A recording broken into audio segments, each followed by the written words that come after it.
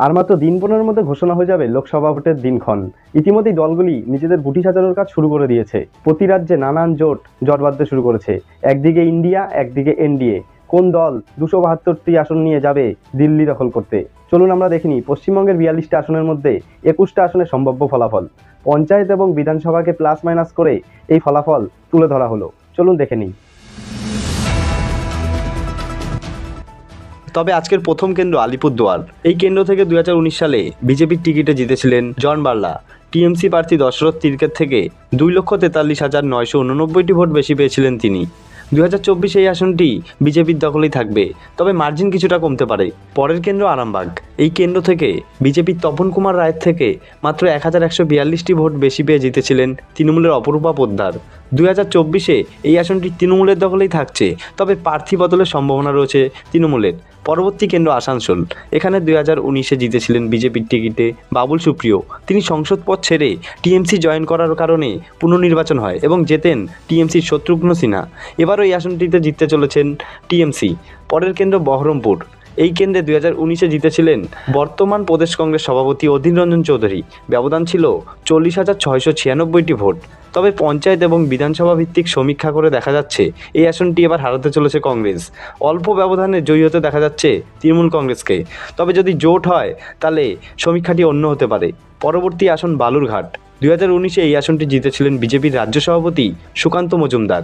ব্যবধান ছিল 33,293টি ভোটে। এই আসনটি 2024 সালে বিজেপির দখলেই থাকছে। পরবর্তী কেন্দ্র বারাসাত।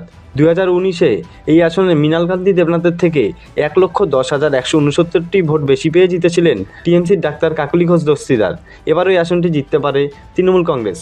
পরবর্তী কেন্দ্র বনগাঁ। 2019 বিজেপির টিকিটে জিতেছিলেন বর্তমান জাহাজ প্রতিমন্ত্রী শান্তনু ঠাকুর।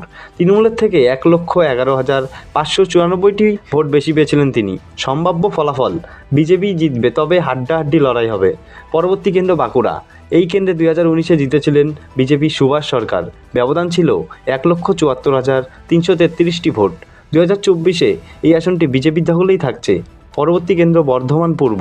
2019 এই আসনটি জিতেছিলেন তৃণমূলের সুনীল কুমার মণ্ডল। ব্যবধান ছিল 89,311টি ভোটের। 2024 এই আসনটি তৃণমূল আবার নিজেদের দখলেই থাকছে। পরবর্তী কেন্দ্র বর্ধমান দুর্গাপুর। 2019 এই আসনে জিতেছিলেন বিজেপির SS আলুওয়ালিয়া। ব্যবধান ছিল মাত্র 2,439টি ভোটের।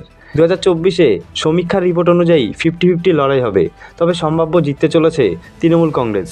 পরবর্তী কেন্দ্র ব্যারাকপুর। 2019 এই কেন্দ্রে বিজেপির টিকিটে জিতেছিলেন অর্জুন সিং। তৃণমূলের দীনেশ ত্রিবেদীর থেকে 14,857টি ভোট বেশি পেয়েছিলেন তিনি।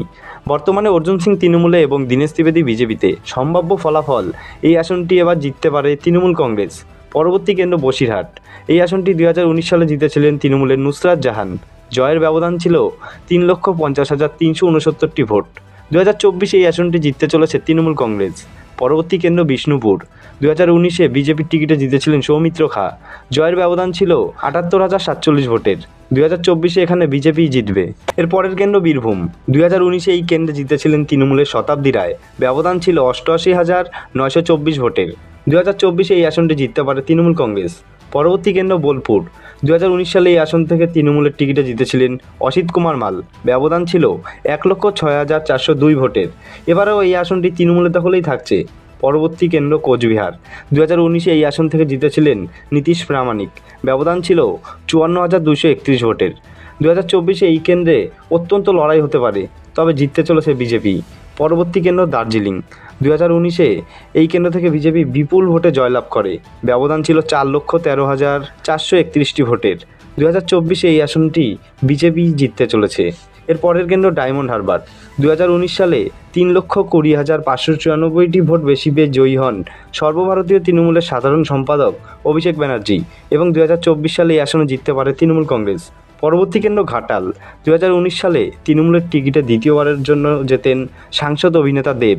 ব্যবধান ছিল 1,07,973টি ভোটের।